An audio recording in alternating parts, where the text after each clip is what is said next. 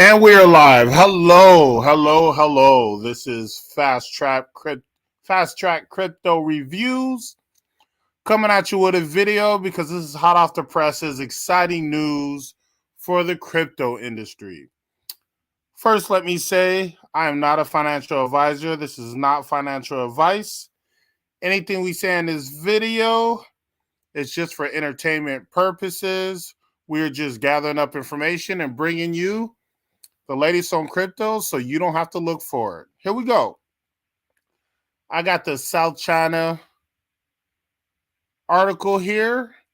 And let's see here. Got a South China Morning Post, Hong Kong.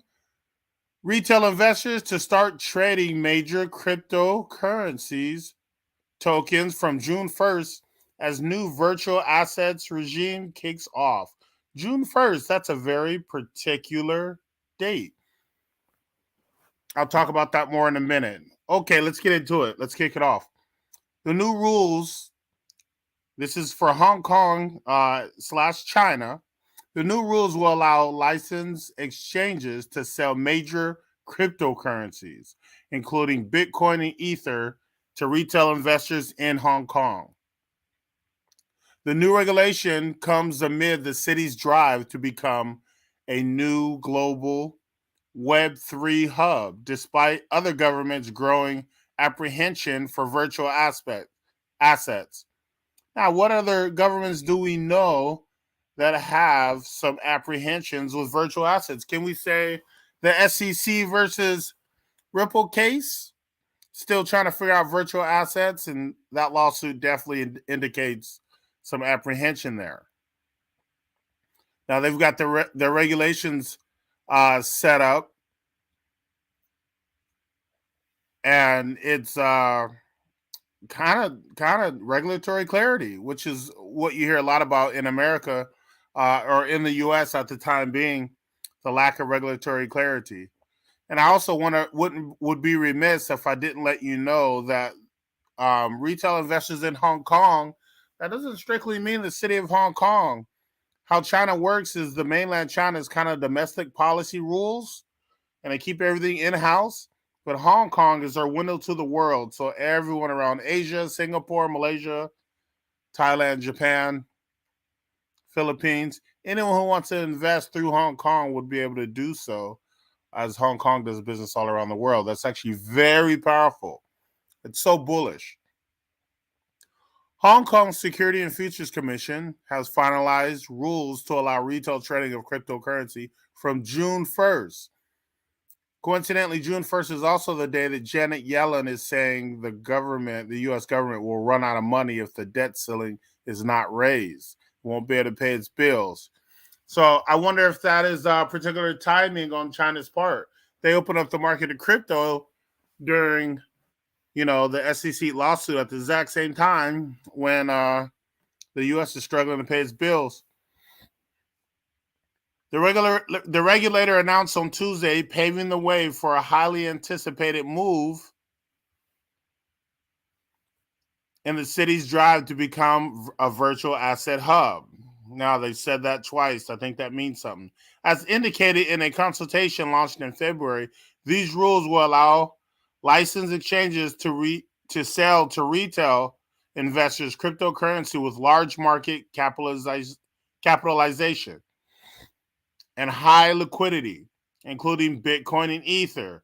I happen to think that Bitcoin and Ether are going to be really important to what they're servicing. They've mentioned Bitcoin and Ether twice. Okay, platforms can start to apply for a license on June 1st. There's that date again. While those who do not plan to do so should proceed to an orderly closure of their business in Hong Kong. Basically, get with it or get lost. The SFC said in a statement on Tuesday, the regulator indicated at a press briefing on the same day that it has so far not yet, and firms are starting to taking retail traders in the second half of the year. So it won't happen right away, but the second half of the year, starting June 1st, all throughout the rest of 2023.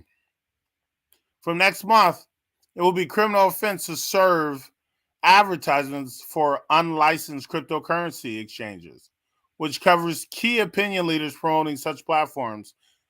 SFC officials said a person who uses fraudulent or reckless means to induce another person to acquire virtual assets would be breaking the law, they added. So all advertisement, the ability to advertise and persuade people to engage in crypto, it must be licensed through Hong Kong. Any sort of advertisement of any unlicensed exchanges is against the law. So they've got a firm grip with their regulation. Hong Kong's new regulatory framework comes amid the city's drive to become a global Web3 hub. There's that statement again.